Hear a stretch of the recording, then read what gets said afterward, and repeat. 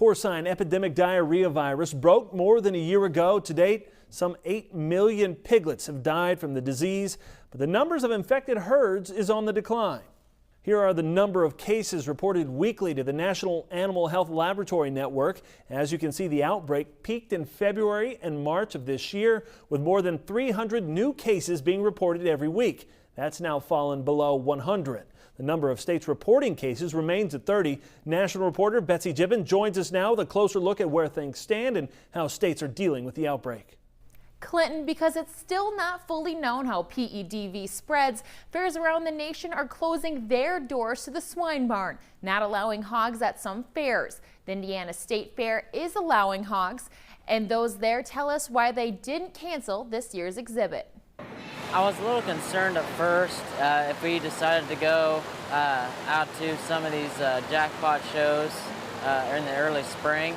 For many, visiting the swine barn at the Indiana State Fair is a yearly tradition.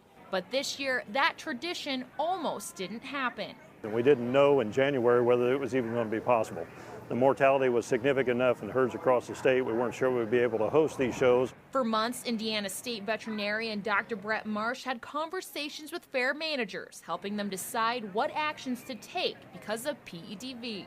We take their cues from them, and they have consistently been on top of the issue with all of the county fairs in the state, and it really never got to any kind of a critical level, and it in fact has been waning throughout the summer, and they never acted as if it would have any kind of an effect.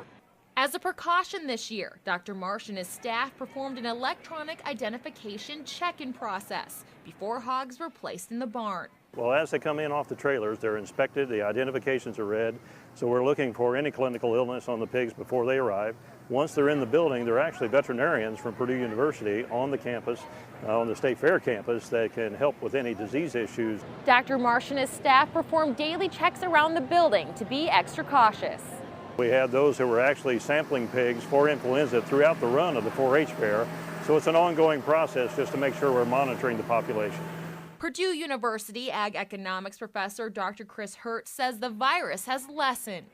We were getting over 300 new herds in the United States weekly that were being testing positive for PED.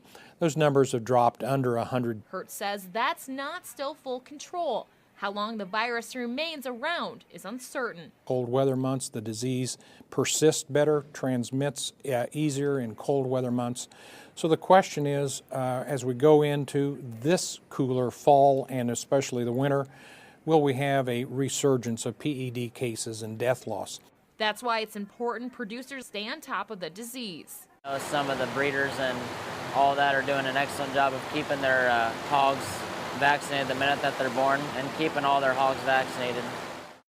Marsh says he did suggest terminal shows to many fair managers uneasy about the virus. He says this is the first summer PED has been found in exhibition pigs.